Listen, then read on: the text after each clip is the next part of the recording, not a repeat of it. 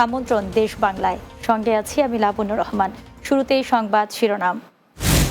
খ শ্রেণীর পৌরসভা হলো দৃশ্যত কোনো উন্নয়ন হয়নি টাঙ্গাইলের বাসাইলে, বিশেষ করে অপ্রশস্ত রাস্তাঘাটের কারণে লেগেই থাকে যানজট। এবং জাফলং চা বাগান এলাকায় র্যাব এর অভিযান, বিদেশি মদসহ 4 জন আটক, আইনগত ব্যবস্থা গ্রহণ।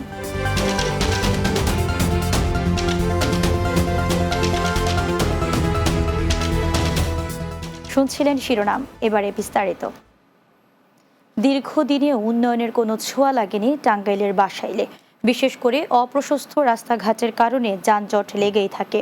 অথচ এই উপজেলা সদরের উপর দিয়ে টাঙ্গাইলের 3টি সহ ময়মনসিংহ জেলার বেশ কয়েকটি উপজেলার মানুষ যাতায়াত করে। প্রায় সব সময় যানজট লেগেই থাকে এখানে। খ শ্রেণীর পৌরসভা হলেও দৃশ্যত কোনো উন্নয়ন হয়নি। টাঙ্গাইলের বাসাইল সখীপুর প্রতিনিধি মোহাম্মদ রুবেল মিয়ার প্রতিবেদন, জানাচ্ছেন অর্ণব নাসির। 1913 সালে স্থাপিত হয় টাঙ্গাইলের বাসাইল থানা। ব্রিটিশ আমলের থানা হলেও এখানে কোনো উন্নয়ন হয়নি, বিশেষ করে প্রতিটি রাস্তাঘাট অপ্রশস্ত। টাঙ্গাইল সখীপুরের আঞ্চলিক সড়কটি বাসাইলের উপর দিয়ে চলে গেছে। এই সড়ক দিয়ে প্রতিদিন সখীপুর, ঘাটাইল ও মির্জাপুর উপজেলার মানুষ চলাচল করে।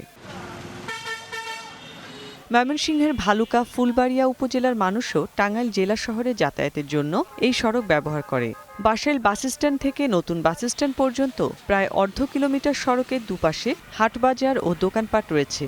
এতে করে বিশাল যানজটের সৃষ্টি হয়। বাসাইল বাসস্ট্যান্ড থেকে শুরু করে বাসাইল ব্রিজ পর্যন্ত পূর্ব পর্যন্ত যে যানজট, এখানে ট্রাফিকের কোনো ব্যবস্থা নাই। রাস্তাটা খুবই সরু, এই রাস্তাটা প্রশস্ত হওয়া দরকার। আর জ্যামজট যদি কমাইতে চায় তাহলে সরকারের বিকল্প একটা রাস্তা করতে হবে। হাটটা আপনার সোমবারে এই জায়গা থেকে সরাই দিতে হবে। কর্তৃপক্ষ বলছে বিকল্প সড়ক না হলে এই সমস্যার সমাধান হবে না। ইতোমধ্যে বাসাইল হাটের দোকানপাটগুলো অন্যত্রা সরিয়ে নেয়ার কাজ চলছে। সোমবারে যে হাটের কারণে যে যানজটটা হয়, সেইটা যদি আমরা ওই হাটের একটা অংশটাকে যদি মাঠে ট্রান্সফার করতে পারি, এই যানজটটা অনেকাংশেই কমে যাবে। যানজটের এই সমস্যার সমাধান করবে সংশ্লিষ্ট কর্তৃপক্ষ, এমনটাই প্রত্যাশা এই পথে চলাচলকারীদের। News desk, Bangla TV. কেন্দ্রীয় কর্মসূচির অংশ হিসেবে ভোলায় শুরু হয়েছে বিএনপির নতুন সদস্য সংগ্রহ ও পুরাতন সদস্যদের নবায়ন কার্যক্রম।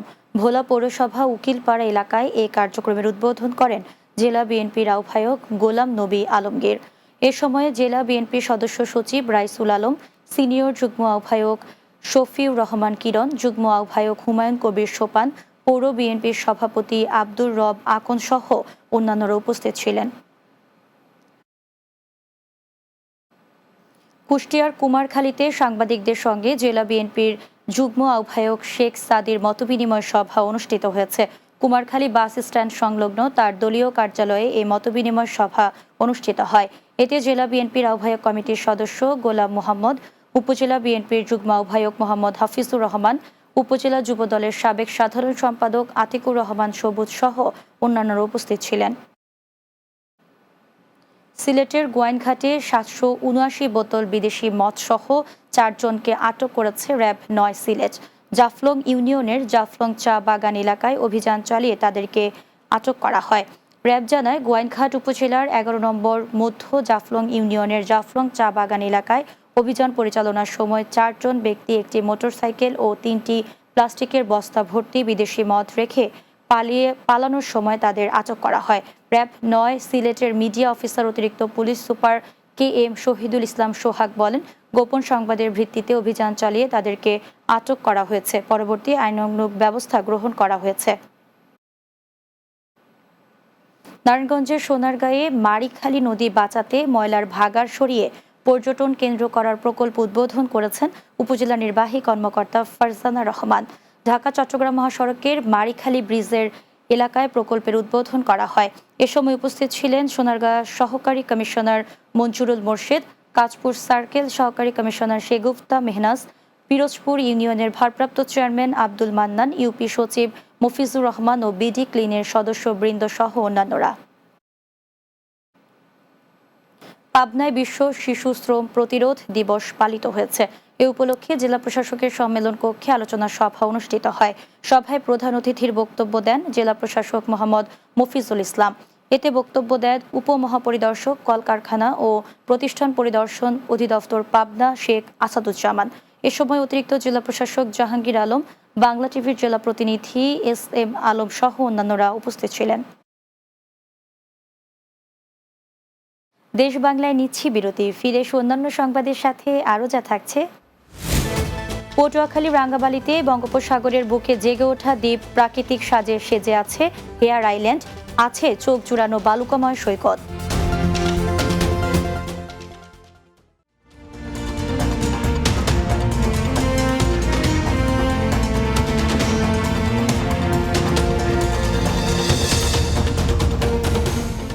বিরতির পর দেশ বাংলায় স্বাগত আরও একবার।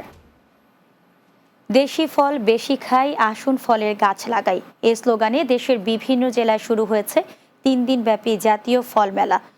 বৃহস্পতিবার ঝিনাইদহে জেলা কৃষি সম্প্রসারণ অধিদপ্তরের কার্যালয়ে এই মেলার উদ্বোধন করেন জেলা প্রশাসক মোহাম্মদ আব্দুল আওয়াল।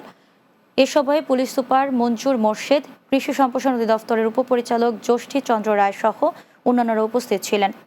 এদিকে নরসিংদী সদর উপজেলায় ক্লাইমেট সম আর্ট কৃষি প্রযুক্তি ও ফল মেলার উদ্বোধন করেন জেলা প্রশাসক মোহাম্মদ রাশেদ হোসেন চৌধুরী। সদর উপজেলা নির্বাহী কর্মকর্তা আসমা জাহান সরকারের সভাপতিত্বে এ সময় বিশেষ অতিথি হিসেবে উপস্থিত ছিলেন কৃষি সম্প্রসারণ অধিদপ্তরের উপপরিচালক মোহাম্মদ আব্দুল হাই। অন্যদিকে গাজীপুরের কালীগঞ্জে ফল মেলা এবং নিরাপদ খাদ্য বিষয়ক কর্মশালা অনুষ্ঠিত হয়েছে।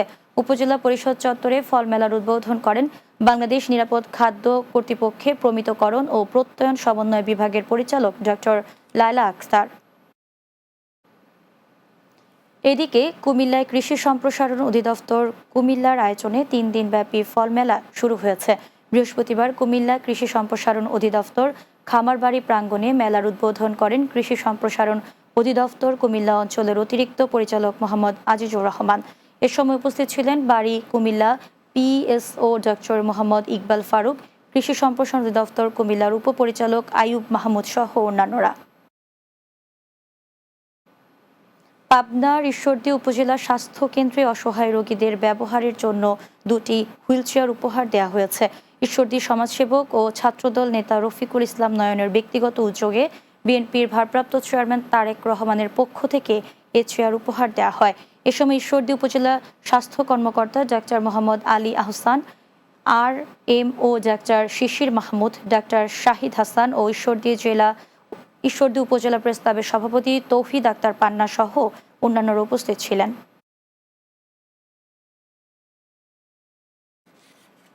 পটুয়াখালীর রাঙ্গাবালিতে বঙ্গোপসাগরের বুকে জেগে ওঠা দ্বীপ প্রাকৃতিক সাজে সেজে আছে নৈসর্গিক সৌন্দর্যে।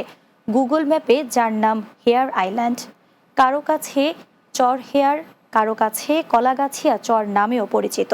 দ্বীপটিতে আছে চোখ জুড়ানো বালুকাময় দীর্ঘ সৈকত। পটুয়াখালী রাঙ্গাবালি থেকে রফিকুল ইসলামের প্রতিবেদন, জানাচ্ছেন সুরাইয়া সীমা। পটুয়াখালীর সর্বদক্ষিণের সাগর সান্নিধ্যে নৈসর্গিক ভূখণ্ডে রাঙ্গাবালী উপজেলা থেকে নৌপথে 15 কিলোমিটার দূরে হেয়ার আইল্যান্ড। যাতায়াতের মাধ্যম একমাত্র নৌপথ। ইঞ্জিন চালিত কাঠের নৌকা কিংবা স্পিড বোটে সেখানে যান পর্যটকরা। রাঙ্গাবালী উপজেলায় যে এত সুন্দর একটি বিচ আছে সেটা আমাদের অজানা ছিল আর কি। এখানে এসে সত্যি খুব ভালো লাগছে আমার। তবে এখানে আসতে খুব ভালো লাগছে, এরকম পরিবেশ আসলে আমাদের দেখা হয় না। প্রকৃতির এমন চোখ জুড়ানো অপরূপ সৌন্দর্যে দেখা মিলবে পটুয়াখালীর চর হেয়ার, সোনারচর ও চর বিজয়দ্বীপে। স্বচ্ছ জল গড়িয়ে পড়া সমুদ্র সৈকত থেকে দেখা যাবে সূর্যোদয় ও সূর্যাস্ত। বিস্তীর্ণ বনাঞ্চলে রয়েছে সারি সারি ঝাউবন, যেখানে তাঁবু টানিয়ে অবকাশ যাপন করেন দেশ বিদেশ থেকে ছুটে আসা পর্যটকরা। আমাদের ক্যাম্পটা দেখে আমার কাছেই নতুন লাগছে। তারপরে এখানে মানুষ এবং পরিবেশ অনেক সুন্দর, মন ভালো করার একটা জায়গা। লাল কাঁকড়া আছে, এখানে বালুর চর আছে, এখানে পাশে সোনার চর আছে। চরগুলোকে ঘিরে আধুনিক মানের পর্যটন কেন্দ্র গড়ে তুলতে নানা সরকারি পরিকল্পনার কথা জানিয়েছেন জেলা প্রশাসন। ভবিষ্যতে সেখানে যাতায়াতের জন্য আমরা সরকারিভাবে কোনো যানবাহন বা ওয়াটার বোর্ডের ব্যবস্থা করা যায় কিনা সেই বিষয়টা আমরা খতিয়ে দেখছি। আমরা যদি এই সরকারিভাবে যাতায়াতের ব্যবস্থা করতে পারি তাহলে পর্যটকগণ আরও বেশি আগ্রহী হবে। কুয়াকাটা সমুদ্র সৈকত থেকে টুরিস্ট বোট ও স্পিড বোটে সরাসরি যাওয়া যাবে দ্বীপগুলোতে। Desk report, Bangla TV. শরীয়তপুরে তৃণমূল পর্যায়ে অর্থনৈতিক ক্ষমতায়নে নারী উদ্যোক্তাদের বিকাশে উদ্বুদ্ধকরণ কর্মশালা অনুষ্ঠিত হয়েছে। বৃহস্পতিবার শহরের পৌরসভা অডিটোরিয়ামে এই কর্মশালার আয়োজন করে জাতীয় মহিলা সংস্থা।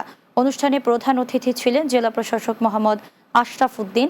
সংস্থাটির প্রশিক্ষক ফাতেমা বিনতে জাফরের সঞ্চালনায় এ সময় উপস্থিত ছিলেন অতিরিক্ত পুলিশ সুপার সৌম্য শেখর পাল, সদর উপজেলা নির্বাহী কর্মকর্তা ইলোরা ইয়াসমিন সহ সংস্থার অন্যান্য কর্মকর্তারা।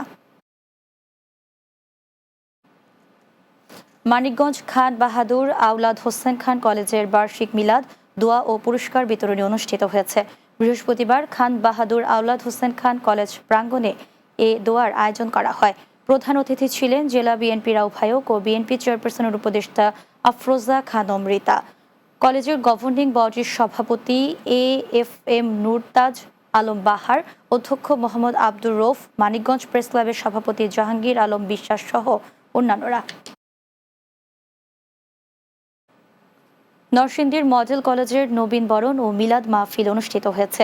নরসিংদী জেলা শিল্পকলা একাডেমির হলরুমে নবীনবরণ অনুষ্ঠিত হয়। এতে প্রধান অতিথি ছিলেন সিভিল সার্জন ডাক্তার সৈয়দ আমিরুল হক শামীম। কলেজ পরিচালনা কমিটির সভাপতি মাহবুবুর রহমান মোল্লার সভাপতিত্বে এ সময় বক্তব্য রাখেন বাংলাদেশ টেক্সটাইল বিশ্ববিদ্যালয়ের সহযোগী অধ্যাপক ডক্টর আজমল মোর্শেদ, আবেদ টেক্সটাইলের পরিচালক মাহবুবুর রহমান মনির, নরসিংদী সরকারি কলেজের সাবেক অধ্যক্ষ ও মডেল কলেজের রেক্টর প্রফেসর মোহাম্মদ আলী ও অধ্যক্ষ মোহাম্মদ কামরুল ইসলাম সহ অন্যান্যরা। শেষ করছি দেশ বাংলা। যাওয়ার আগে সংবাদ শিরোনামগুলো জানিয়ে দিচ্ছি আরও একবার। খ শ্রেণীর পৌরসভা হলেও দৃশ্যত কোনো উন্নয়ন হয়নি। টাঙ্গাইলের বাসাইলে বিশেষ করে অপ্রশস্ত রাস্তাঘাটের কারণেই লেগে থাকে যানজট। জাফলং চা বাগান এলাকায় র্যাব এর অভিযান, বিদেশি মদসহ 4 জন আটক, আইনগত ব্যবস্থা গ্রহণ। এবং পটুয়াখালীর রাঙ্গামাটিতে বঙ্গোপসাগরের বুকে জেগে ওঠা দ্বীপ প্রাকৃতিক সাজে সেজে আছে হেয়ার আইল্যান্ড, আছে চোখ জুড়ানো বালুকাময় সৈকত।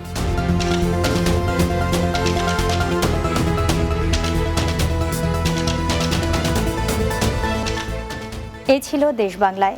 আমাদের পরবর্তী সংবাদ বিকেল 4:30 দিনের বাংলা দেখার আমন্ত্রণ রইল। এতক্ষণ সঙ্গে থাকার জন্য ধন্যবাদ সবাইকে।